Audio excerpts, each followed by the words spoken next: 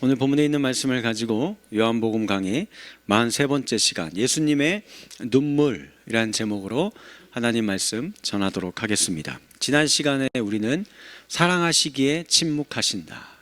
하나님의 침묵은 오히려 하나님이 더 깊게 우리를 사랑하시고 일하시고 있는 순간이었어요. 예수님이 사랑하는 형제인 나사로가 병들어 죽게 되었다라는 소식을 듣고도 예수님은 곧장 달려가시지 않으시고 이틀을 더 계시던 곳에 머물러 있다가 나사로가 죽은 것을 확인하시고 나사로에게 찾아가셨죠. 이는 그냥 단순히 나사로의 병을 그냥 고쳐주는 정도로만 끝내려고 했던 게 아니었던 거예요. 나사로뿐만 아니라 마르다와 마리아, 제자들, 많은 유대인들이 예수가 하나님의 영광을 나타내기 위하여 이 땅에 보냄받은 분이라는 것을 알게 하기 위하여, 즉 우리 죽음 가운데 허망한 우리 굴복하고 살아가는 우리 인생들을 죽음에서 생명으로 인도하시는 분이라는 것을 알게 하기 위해서 하나님께서 그와 같이, 예수님이 그와 같이 잠시 침묵으로 일관하셨던 것이죠. 그래서 이는 마치 우리가 그날 영상으로도 잠깐 보았죠. 우리 영화 패션 오브 크라이스트에 나오는 그 한 장면처럼 예수님이 십자가에서 이렇게 고통당하시며 죽어가실 때 하늘의 하나님이 침묵하시다가 마침내 그 마지막에 마치 그 눈물로 대지를 적시셨던 것처럼 오늘 본문의 말씀도 보시면은요, 예수님이 눈물을 흘리셨다라는 말씀이 나와요. 예수님이 우셨어요. 35절 말씀에. 우리 한번 생각해 볼까요? 예수님이 도대체 왜 우셨던 걸까? 나사로가 죽었으니까 불쌍해서 그냥 우신 걸까? 아니면 또 막상 또 그 동네에 갔더니 이제 막 마르다도 보고 마리아도 보고 어릴 때부터 같이 자랐던 가장 친한 그런 남매거든요. 그러니까 또 각별한 사이였으니까 각별한 그렇게 친분이 있는 사람이 이렇게 죽고 이러면 더 특별히 슬프잖아요. 그래서 그냥 그렇게 우셨던 걸까? 뭐 그럴 거면은 아예 죽기 전에 살려주셨어야지요. 그러니까 그런 이유만은 아니었을 것 같습니다. 뭐 그런 이유가 아예 없다라는 건 아니지만 그 이유만으로 설명하기엔 뭔가 좀 부족해요. 예수님이 우셨던 거예요. 그래서 저는 오늘 예수님의 눈물 흘리신 이유가 도대체 무엇일까? 두 가지 내용으로 궁금하시죠? 네, 두 가지 내용 같이 한번 생각하고 살펴보는 시간 갖도록 하겠습니다. 먼저 첫 번째예요. 같이 읽어볼까요? 시작.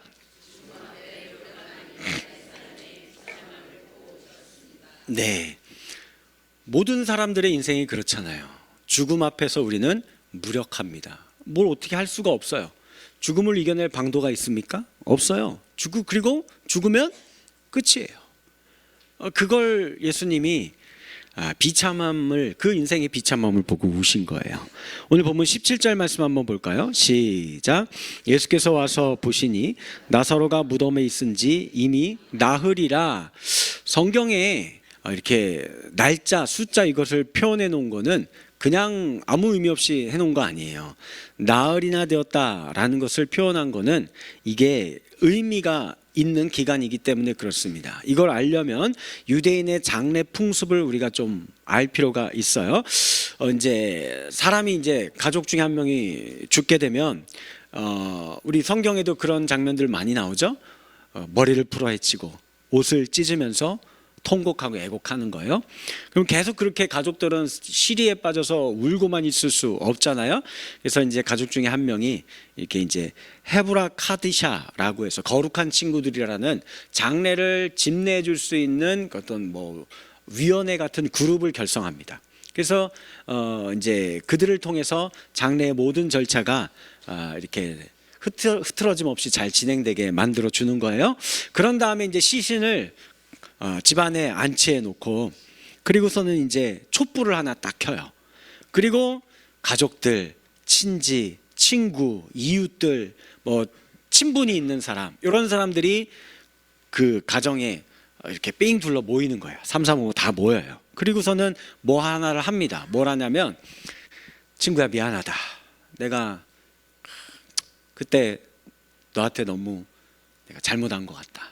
서로 이렇게 좀 이렇게 풀어야 될 거, 오해, 서로 미워했던 거, 잘못했던 거, 아니면 하고 싶은 말 이런 거 있을 거 아니에요? 그런 거 하는 거야. 여보, 난 여전히 끝까지 당신만을 사랑해요. 뭐 이런 식으로 이제 이야기를 하던가, 이런 이야기를 쭉 하면서 이제 마치 고해성사하듯이 이런 걸 하는 거예요.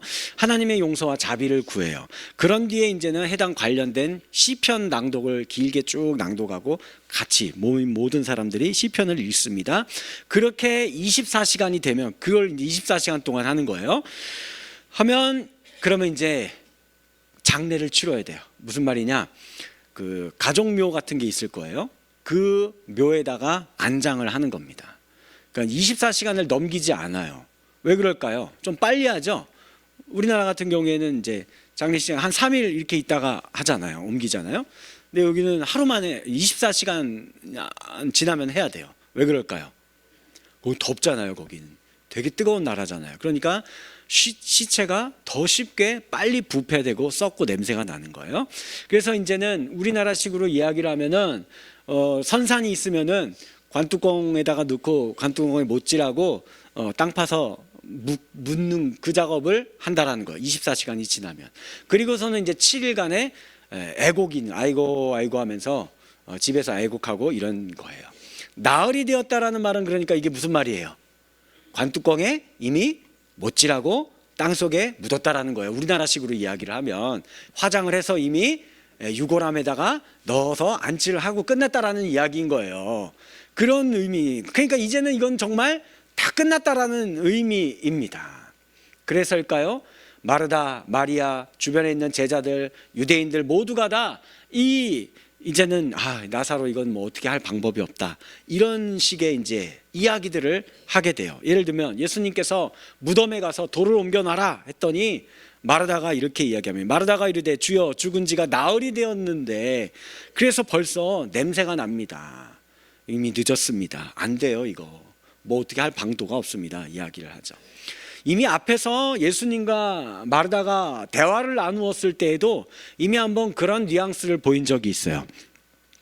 예수님이 마르다에게 이렇게 이야기한 적이 있습니다. 23절 예수께서 이르시되 내 오라비가 다시 살아날 거다, 살아나리라 라고 얘기했어요. 그러자 이 말씀을 들은 마르다가 뭐라고 답했냐면 이렇게 했어요. 같이 읽어볼까요? 시작. 마르다가 이르되 마지막 내가 아나이다. 이게 무슨 말이에요? 예수님은 지금 나사로가 다시 살 거다, 아니 이미 살았다, 죽은 거 아니다 라고 이야기하고 있는 거예요. 근데 마르다는 이 예수님의 이야기를 듣고 네 맞아요 예수님, 저도 알아요. 나중에 마지막 최후의 날에 우리 죽었던 모든 사람들이 다 살아나잖아요. 그때 우리 죽은 오라비도 다시 살고 부활할 줄 압니다. 나중에 천국에서 다시 만날 거 나도 믿습니다. 나도 부활신앙이 있어요. 요거 이렇게 이야기를 하고 있는 거예요. 그러니까 이 말은 반대로 이야기하면 지금은 현재 우리의 삶에서는 이건 이미 늦은 거다. 죽음이 우리에게 찾아왔기 때문에, 우리를 지배하고 있기 때문에 오늘 우리의 삶은 이걸 어떻게 해줄 수 있는 문제가 아니다 라고 이야기하고 있는 거예요. 이게 유대인들, 그곳에 있는 많은 유대인들과 제자들도 똑같이 이렇게 생각하고 있어요. 37절 말씀도 또 한번 읽어볼까요? 시작. 그중 어떤 이는 말하되 맹인의 눈을 뜨게 한 이 사람이 그 사람은 죽지 않게 할 수 없었더냐 하더라. 이게 무슨 말일까요? 예수님, 그 예수라는 사람에 대한 소문 나도 많이 들었다. 뭐 맹인이 눈도 뜨게 했다며, 병자들 많이 고쳤다며. 그런데 왜 나사로는 못 고친 거야? 이거는 너무 죽을 병이라서, 중병이라서 능력이 거기까지는 안 됐나 보지 하면서 약간 이제 조롱하는 투예요. 그러니까 이 말 자체의 의미가 뭘 내포하고 있어요? 이 죽은 건 이미 끝난 거다. 죽은 나사로는 이건 못 살린다. 아무도 이거는 어떻게 할 수 없다라는 의미가 여기 있는 겁니다. 죽음 앞에 모든 인생은 이제 끝난 것이다 라고 생각하고 있었던 거예요. 자, 어때요 여러분들? 여러분들은 어떻게 생각하십니까? 죽음 앞에서는 모든 것이 이미 늦은 걸까요? 어니스트 베커라는 미국에 있는 인문학자가 한 명이 있어요. 이 사람이 쓴 책이 조금 유명한 퓰리처상도 받았던 죽음의 부정이라는 책을 쓴 적이 있습니다. 여기에 이제 여러 두꺼운 책인데 여러 이야기가 있는데 죽음에 대한 이제 이야기가 있어요. 인간은 이 죽음에 대한 두려움을 잊기 위해 여러 가지 증상이 나타나는데 그 중에 대표적인 두 가지가 뭐냐면 첫 번째가 탐욕이다. 탐욕을 추구한다. 두 번째가 폭력성이 증가한다. 이렇게 이야기를 하고 있어요. 예컨대 이런 겁니다. 죽음에 대한 공포를 잊기 위해 뭘 많이 물질적인 소유, 눈에 보이는 거, 부의 축적이나 이런 걸 통해서 내가 아직 죽지 않았어, 나 아직 존재해, 잊혀지지 않았어 라는 것을 증명해내려고 한다는 거예요. 그래서 죽음에 대한 두려움으로 이런 두려움이 오면은 우리 자존감이 떨어지잖아요. 낮아지잖아요. 그거를 회복시키기 위해서 그래서 내 소유를 가지고 사치와 향락을 즐기는 거예요. 뭔가 다른 거에 내 신경을 몰두시킬 만한 거를 찾는 겁니다. 그래서 이제 뭐 알코올 중독을 한다든지 도박에 빠진다든지 아니면 뭐 성적인 유혹에 집착한다든지 뭐 이런 이제 증상들이 나타나게 되는 거예요. 이게 한 가지 인간의 모습, 보편적인 모습이고, 또 하나 죽음 현저성이 높아진다는 표현을 쓰는데, 죽음 현저성이라는 건 뭐냐면 내가 이러다 죽게 생겼구나라는 이런 의식이 점점 높아지는 거예요. 이럴 때는 사람이 공포와 두려움을 느끼잖아요. 그러면 나타나는 또 하나, 이걸 어떻게든 이 내 두려움과 공포심을 해결을 해야 돼요. 해결하는 방법을 뭘 찾느냐? 나와 다른 가치관을 갖고 있고, 나와 다른 종교를 갖고 있고, 나와 다른 피부색을 갖고 있고, 그런데 내가 어떻게 해볼 만한 사람이에요. 그 다른 사람을 향해서 뭐를 할까요? 폭력을 행사하는 거예요. 폭력을 행사하고 적대감을 표출하는 거예요. 내 적으로 상정해 놓는 거예요. 그래서 그 적을 향해서 원망과 증오와 적대심을 막 쏟아붓는 거예요. 그러면 그때는 내가 살아있는 것처럼 느껴지거든요. 이걸 통해서 내가 죽음의 두려움을 이겨내고 살아있는 것처럼 느껴지는, 착각하면서 살아가는 인생, 그게 인류의 역사였다. 이 죽음의 공포 앞에 살아왔던 인간의 모습이었다라고 이야기를 해요. 자, 그래서 이런 증상들이 극대화되고 있어요. 그리고 현대사회는 갈수록 이게 더 극대화됩니다. 이렇게 극대화되면서 나타나는 대표적인 두 가지 현상이 있어요. 그게 뭘까요? 우리 다 그러고 살고 있는 거예요. 뭐냐면 각자 도생과 승자 독식의 삶을 살아가는 겁니다. 내 인생 누가 책임져요? 남이 책임져 주는 게 아니에요. 각자 살아남는 겁니다. 내 인생 내가 책임져야 되는 겁니다. 그리고 그 살아남는 건 누구만 살아남아요? 승리한 사람, 강한 사람만 살아남는 거예요. 내가 이겨야 돼요. 내가 승리해야 돼요. 내가 1등이 돼야 되고, 내가 저 사람을 이겨야지만 오늘 내가 살아남고 살아남을 수 있다라고 이야기를 하고 있는 거예요. 이게 알게 모르게 우리의 현실의 삶에 그냥 우리 몸에 입은 옷처럼, 습관처럼 이미 배어 있어요. 그래서 이게 나면서부터 우리의 어떤 의미로는 생명력이 가장 충만한 청년들, 청소년들, 이때가 생명력이 가장 왕성하잖아요. 막 에너지가 넘쳐나는 때잖아요. 그런데도 불구하고 이들이 피부로 알아요. 이거 각자 도생이다. 승자 독식의 삶이다. 내가 이거 살아남지 않으면 나 죽는다. 이 불안과 공포를 안고 살아갑니다. 그렇기 때문에 자기 혐오와 자기 비하가 나타나게 되고, 그게 더 심해지고 극대화되면은 자살을 선택하는 청소년들도 나오게 되는 거예요.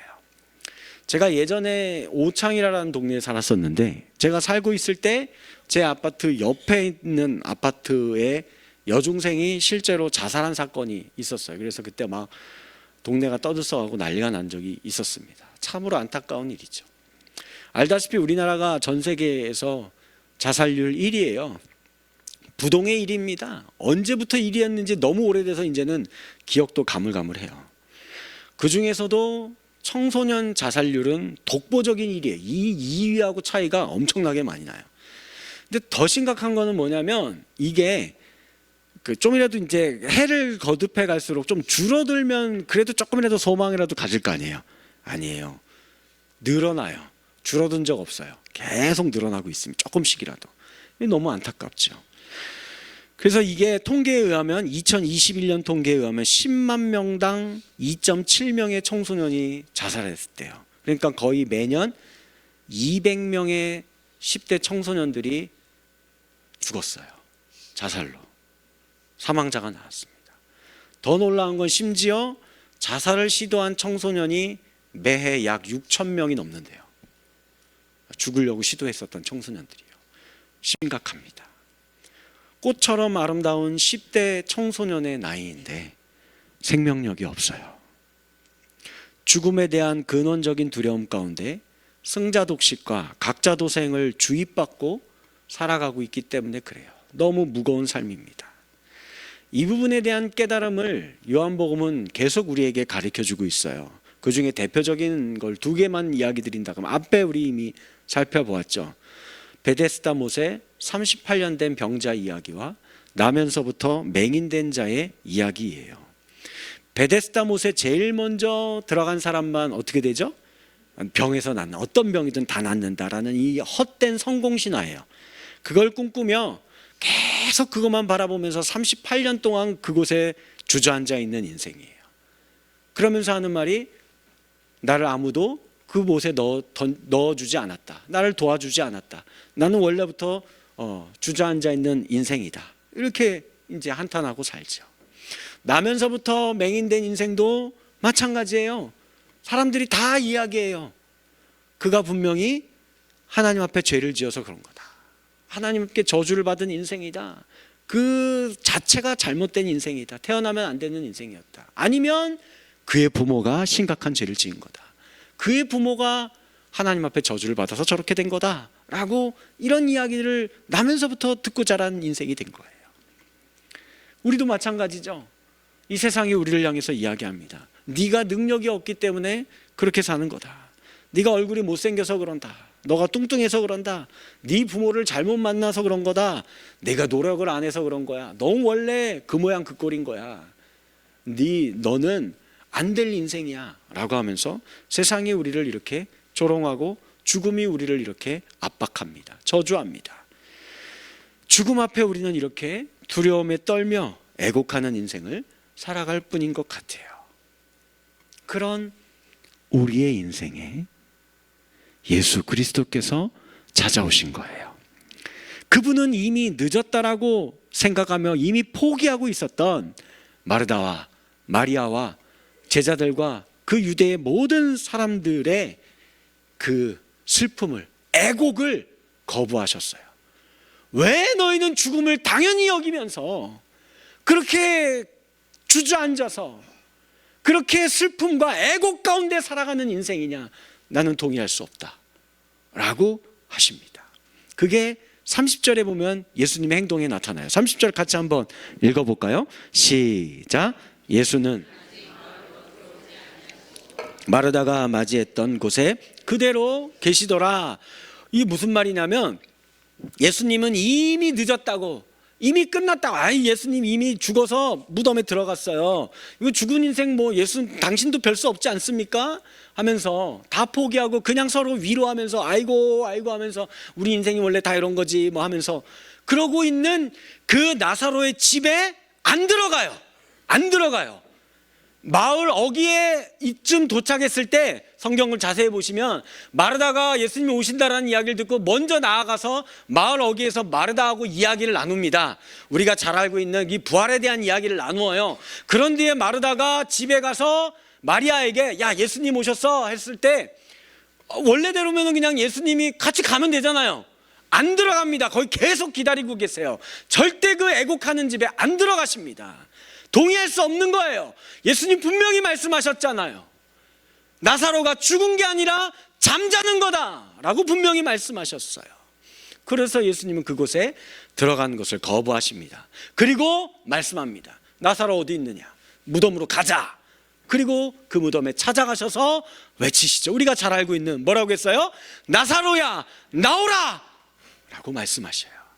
그러자 그 죽음 앞에 허무하게 굴복했었던 나사로가 오늘 그 삶 속에 생명을 가지고 모두가 끝났다고, 모두가 슬픔과 애곡하고 있는 마리아와 마르다와 많은 제자들과 유대인들 앞에 당당하게 생명을 가지고 걸어 나오는 것을 볼 수 있습니다. 이것이 우리의 신앙의 근원이 되어야 합니다. 물론 기독교는 내세를 믿는 종교예요. 죽어서 천국에 가는 소망이 우리에게 있어요. 그러나 이게 전부가 아닙니다. 나중에 죽어서 천국 간다, 이것만 생각하고 있는 종교가 아니에요. 이거보다 더 중요한 것은 오늘 지금 저와 여러분들이 부활과 생명의 삶을 사는 인생이 되어야 한다는 겁니다. 우리가 너무나 잘 알고 있는 예수님의 위대한 선언이 그래서 우리에게 필요해요. 25절과 26절 우리 같이 한번 읽어볼까요? 시작. 나는 부활이요 무릇 살아서 나를 믿는 자는 영원히 죽지 아니하리라. 예수님이 말씀하세요. 여기서 말하는 나를 믿는다, 믿는 자라는 것은 단순히 머리로만 그 말씀 다 알아요, 그래서 내가 믿어요, 이게 아니에요. 영어 성경에 보면 believe in이라고 되어 있어요. 우리 고등학생들, 대학생들 이거 표현법이 뭔지 알죠? 그건 단순히 머리로 동의만 하고 있는 게 아니에요. 실제로 그 삶을 살아내는 거예요. 그 안에서 살아가는 삶을 이야기를 하고 있는 겁니다. 그러니까 이게 살아서 나를 믿는 자가 영원히 죽지 않는다라는 말이 이런 건 아니에요. 그러니까 야, 천년 만년 죽지 않고 영원토록 사는 건가? 이걸 얘기하는 게 아니죠. 말이 안 되죠. 그거 아니에요. 100년도 못 살고 어차피 우리 다 죽습니다. 그러나 이건 알아야 돼요. 하루를 살아도 우리의 삶이 뭐예요? 사는 게 아닌 인생이 아닌 거예요. 하루를 살아도 생명이 넘치는 인생을 살아가는 겁니다. 삶의 참 의미를 깨닫고 살아가는 거예요. 죽음 앞에 허무하게 굴복하면서 탐욕을 부리다가 폭력이나 행사하다가 승자 독식과 각자 도생의 삶을 살다가 허망하게 죄악 앞에 죽음 앞에 굴복하며 그냥 그곳에 흙으로 돌아간 인생이 아니라 본디 사람을 지으신 창조주의 본래 뜻과 의미를 무엇인지 발견하여 그 의미에 맞는 삶을 살아가는 겁니다. 이게 뭘까요? 어렵지 않아요. 아주 쉽습니다. 그런데 이걸 못 사는 거예요. 이거를 빌리브 인하지 못해요. 내 삶에 진적 누리지를 못하는 겁니다. 뭐냐? 예수님처럼 사랑하며 사세요. 예수님처럼 용서하며 사세요. 예수님처럼 섬기며 사세요. 이거예요. 이게 원래 사람 창조하신 하나님의 본래 삶의 방식인 겁니다. 이거 어려워요. 근데 왜 어려울까요? 우리는 태어나면서부터 죽을 때까지 이 세상에서 하루도 안 쉬고 24시간 내내 주입받으며 교육받습니다. 이렇게 살면 망한다고요. 사랑하며 살고 나누며 살고 섬기며 살고 희생하며 살고 그래야 여기에 생명이 있는데, 하나님이 자연 만물의 법칙을 그렇게 만들어 놓으셨는데 이걸 봐도 조금이라도 생각이 있는 사람이면 이게 진짜 생명의 원리라는 것을 알아 그렇게 살아가는 게 이게 본래 창조주의 뜻과 목적이란 걸 알 텐데 우린 몰라요. 그걸 못 발견하게 이 세상은 계속해서 우리로 하여금 죽음의 공포 안에서 살게 만들고 있습니다. 성경은 분명히 말하죠. 죄의 결과가 사망이라고 말씀합니다. 그런데 이 죄의 형벌인 죽음을 저와 여러분들을 대신해서 예수 그리스도께서 십자가에서 대신 죽으셨어요. 그러니 이제 우리는 참으로 자유한 인생입니다. 죽음이 결코 우리를 해할 수 없어요. 사망이 우리를 어떻게 할 수 없다고요. 자, 그러면 예수님 왜 오신 걸까요? 예수님은 나사로와 마르다와 마리아가 그리고 제자들과 유대인들이 이렇게 허무하게 죽음 앞에 굴복하며 절망하고 슬퍼하는 인간의 그 연약함을 보시고 비통히 여기셔서 우셨던 거예요. 성경 말씀 보시면 33절 38절 비통히 여기시면서 불쌍히 여기셔서 우셨던 겁니다. 너희가 그런 인생이 아닌데 왜 그렇게 살고 있느냐. 이게 너무 분노를 느끼신 겁니다. 우리 사람의 인생은 죄에 허무하게 굴복하고 죽어가는 것이 결코 하나님이 바라시는 인생이 아니라는 것입니다. 하나님은 우리가 생명 없이 살아가는 것에 분노하시고 애통해 하십니다. 이토록 사랑하시기에 독생자 예수 그리스도를 저와 여러분들을 위해 보내주신 것이지요. 이 예수님을 믿음으로 오늘 그 예수님을 영접하여 오늘 부활과 생명의 삶을 살아가실 수 있는 저와 여러분들이 되어지기를 주님의 이름으로 간절히 기도합니다. 우리 두 번째 또 같이 한번 읽어볼까요? 시작.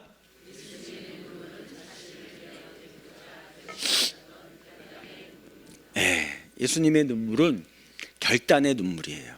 이걸 비통히 여기셨으니 야, 이건 안 되겠다. 그래, 하나님의 나를 보내신 이 뜻, 이 영광을 위해 이제 결단의 눈물을 흘리시는 겁니다.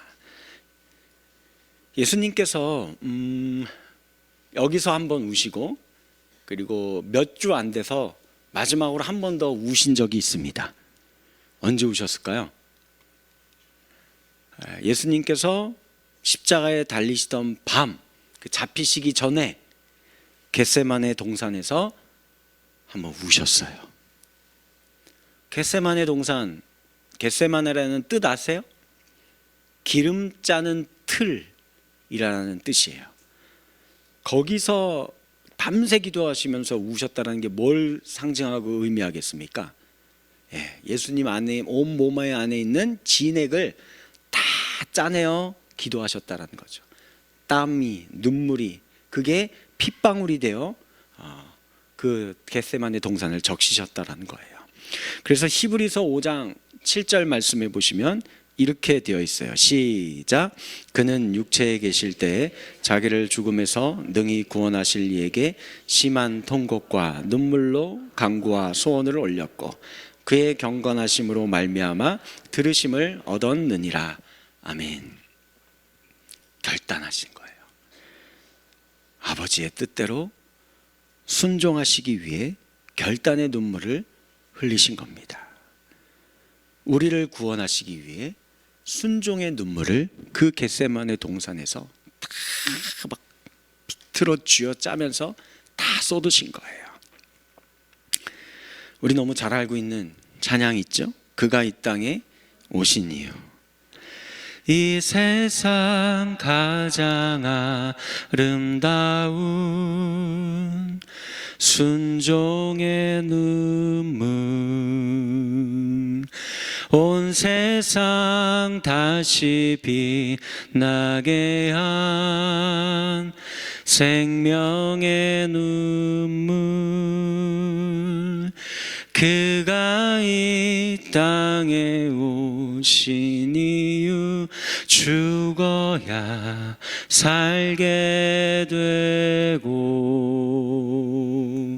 져야만 승리하는 놀랍고 영원한 신비 지으신 그대로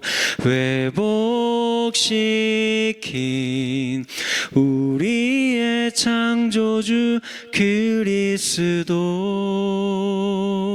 십자가의 길로 아버지 뜻 이루셨네 그가 이 땅에 오신 이유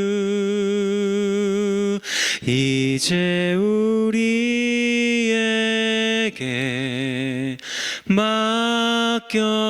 맡겨진 그 소망 그 사랑 그 생명 아름답고 눈부신 십자가의 길 우리가 이 땅에 살아갈 이유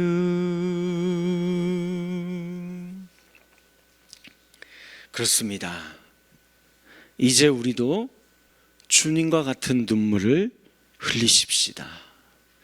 죄와 사망의 저주 가운데 탐욕과 폭력의 노예가 되어서 그동안 우리가 살아왔으나 그런 우리를 예수 생명으로 거듭나게 하시사 생명을 소유한 참 자유한 인생을 살게 해주셨잖아요.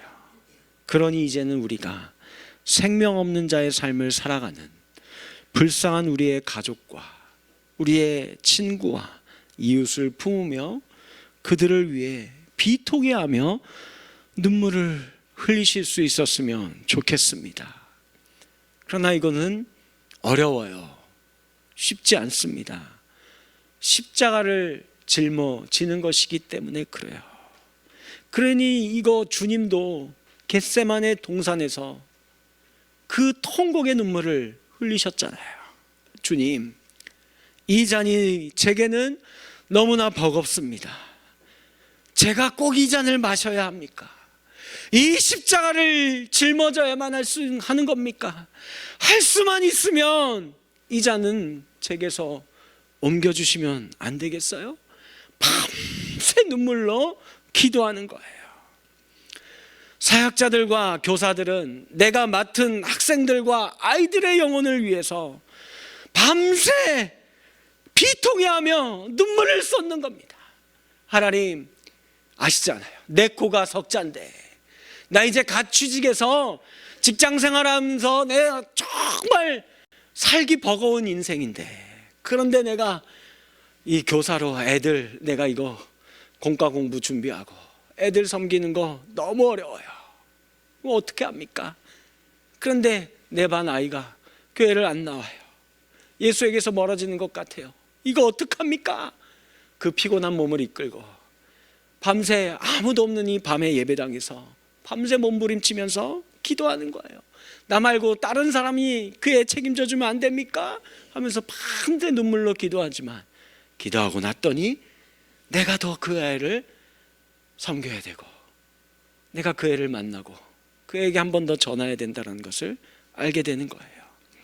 예수를 떠난 자녀를 위해 우리 부모님들 비통해하면서 눈물을 흘리십시다. 우리 결국 이렇게 기도할 수밖에 없잖아요. 주님, 제가 믿음의 본을 보이지 못해서 제 자녀가 이렇게 된 것 같습니다. 하나님 용서해 주세요. 하나님 아직 늦지 않은 줄 믿습니다. 세상은 끝났다라고 이야기하는데, 안 된다라고 포기하라고 이야기하는데, 주님 저는 믿습니다. 당신은 지금이라도 내 사랑하는 자녀를, 내 남편을, 내 아내를, 내 부모를 구원하여 주실 줄 믿습니다. 생명의 자리로 나오게 해주실 줄 믿습니다. 그러니 밤새 또 눈물을 흘리며 통곡하며 기도하는 겁니다. 청년들이여, 이 시대의 아픔을 끌어안고 우는 자들이 되시겠으면 좋겠습니다. 맞아요, 헬조선이에요. 이 땅에서 취직하고 정규직 되고 결혼하고 애 낳고 내 집 마련하면서 사는 거 진짜 어렵습니다. 여러분들 스스로의 힘으로 하려면 이거 정말 어려운 나라예요. 그렇지만 이 나라를 품고 끌어안고 울면서 기도하면서 그래도 이 땅에 소망이 있습니다. 하나님, 우리의 삶을 통하여서 이 땅을 고쳐주시옵소서 울며 기도하는 자가 되었으면 좋겠습니다. 여러분들 성경 말씀에 보면 틀림없이 약속의 보증의 말씀들이 나오잖아요. 하나님은 종들이 기도와 눈물로 주님 앞에 나올 때 그것을 헛되이 흘려보내지 않습니다. 하나님이 갖고 계신 게 있어요. 주님의 눈물의 병이 있습니다. 여기에 주의 백성들이 눈물로 기도하는 게 한 방울도 흘리지 않고 다 담아두고 계십니다. 또 우리 하나님 찾는 인생이 있죠. 어떤 인생들을 찾습니까? 상하고 통회하는 심령으로 하나님 앞에 예배드리며 제사드리며 나오는 자를 하나님은 찾고 또 찾아요. 그와 같은 자들의 예배를 하나님은 외면할 수가 없다라고 우리에게 말씀하고 계십니다. 또 우리 하나님의 약속의 보증의 말씀이 있습니다. 눈물로 씨를 뿌리는 그 한 사람이 있으면 내가 그를 통하여 틀림없이 기쁨으로 단을 거두는 역사를 내가 만들고야 말리라. 하나님이 우리에게 약속해 주었어요. 그러니 모두가 다 안 된다라고 포기하고 있는 그 인생들을 향하여 우리는 끝까지 눈물을 흘리며 기도의 씨앗을 뿌리며 그 인생들 앞에 나아갈 수 있는 저와 여러분들이 될 때에, 그런 그 한 사람을 통하여서 하나님은 열매를, 생명의 열매를 맺으신다는 것을 믿으시고 날마다 주님 앞에 눈물로 나아갈 수 있는 저와 여러분들 되어지시기를 주님의 이름으로 간절히 축복합니다.